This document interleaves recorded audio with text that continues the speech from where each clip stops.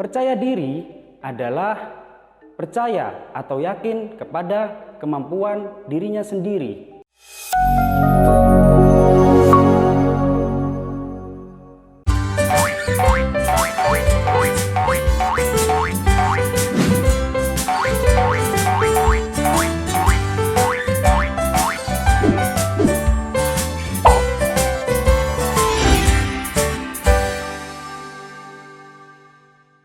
Bismillahirrahmanirrahim. Assalamualaikum warahmatullahi wabarakatuh.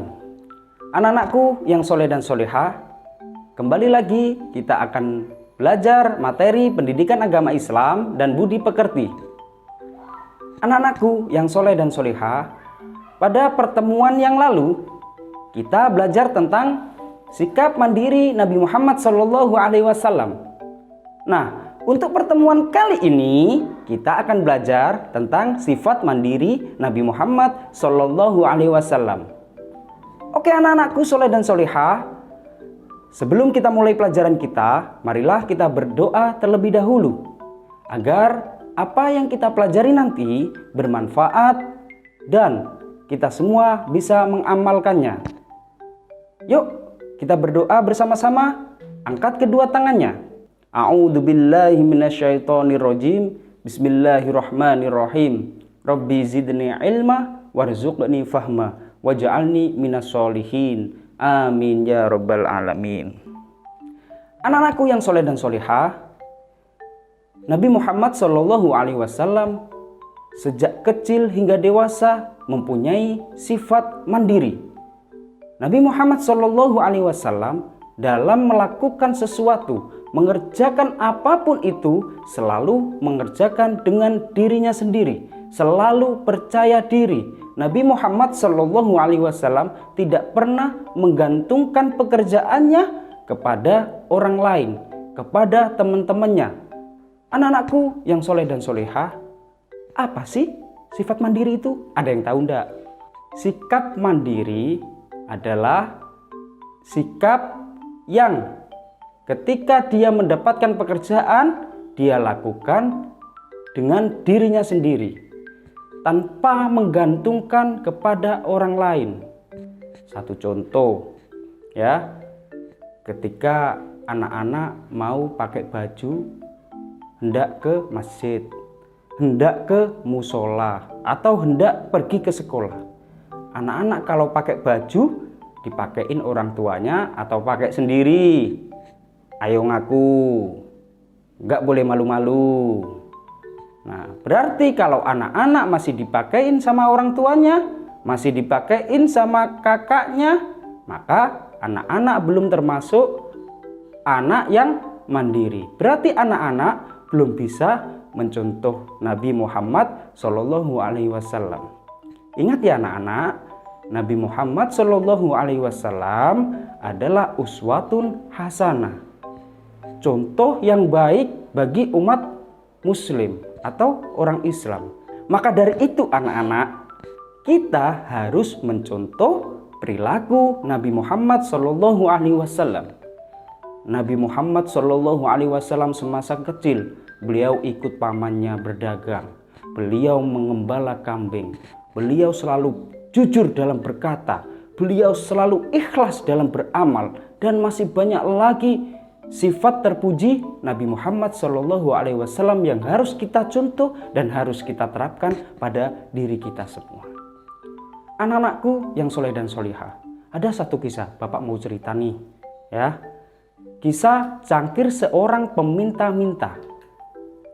Pada suatu hari ya, ada seseorang yang menghadap Nabi Muhammad SAW.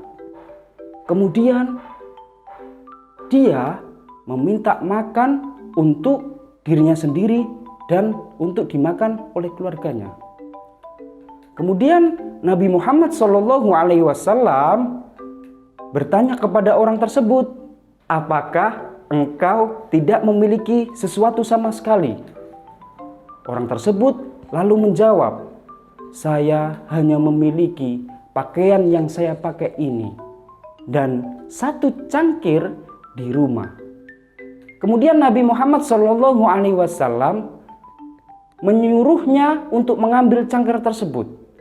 Kemudian Nabi Muhammad SAW menjual cangkir tersebut kepada para sahabat-sahabat yang kaya untuk dibeli dengan harga 2 dirham. Yang 1 dirham untuk memberi makanan kepada keluarga-keluarganya, dan yang 1 dirham lagi dibelikan kapak. Loh, kenapa kok dibelikan kapak? Karena dengan kapak ini anak-anakku yang soleh dan soleha, orang tersebut bisa mandiri, bisa mencari kayu di hutan. Kapak ini bisa memotong kayu kemudian dia dijual ke pasar.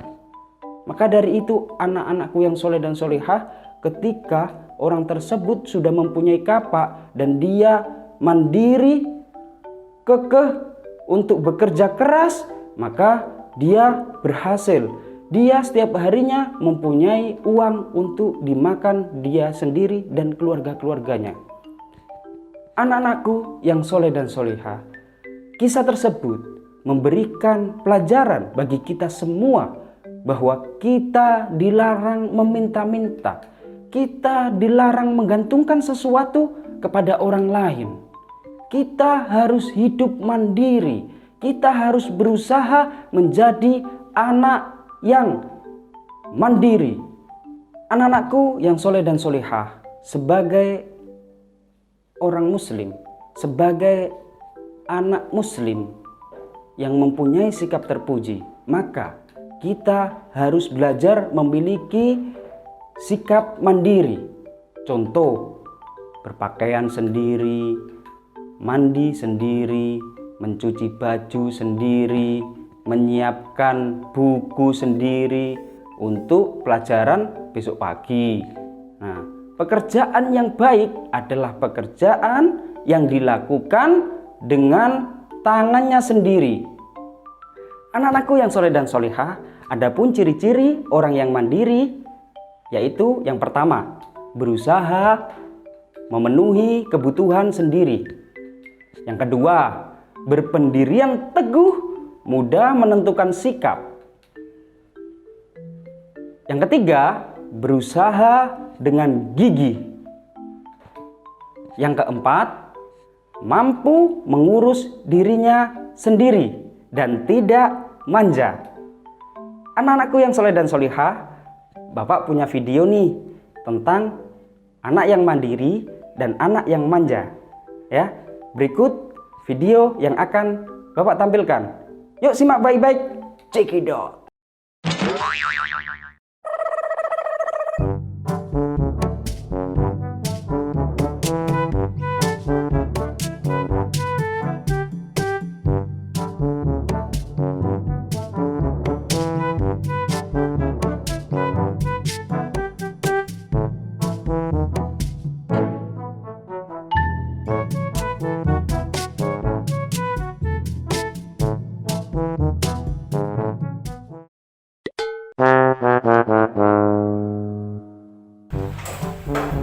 Mak, anduk.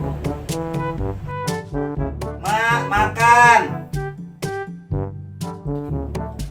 Mak, suap.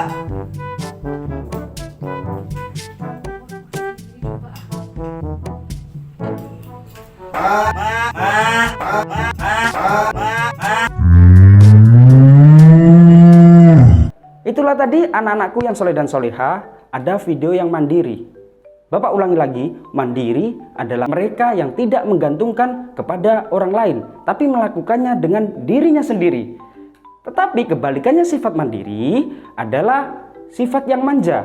Apa sih manja itu? Yaitu mereka yang tidak mau melakukan dengan dirinya sendiri, malah menggantungkan kepada orang lain. Ya, anak-anakku yang soleh dan solehah, adapun cara atau tips untuk menumbuhkan sikap mandiri, yaitu yang pertama, belajar menerima tanggung jawab. Yang kedua, sering membantu pekerjaan orang lain. Yang ketiga, selalu mencoba hal-hal yang baru. Yang keempat, berusaha menyelesaikan pekerjaannya tanpa dibantu orang lain. Anak-anakku yang soleh dan solehah, ada lagi yaitu hikmah sikap mandiri. Yang pertama, terbiasa berpikir kritis dan percaya diri.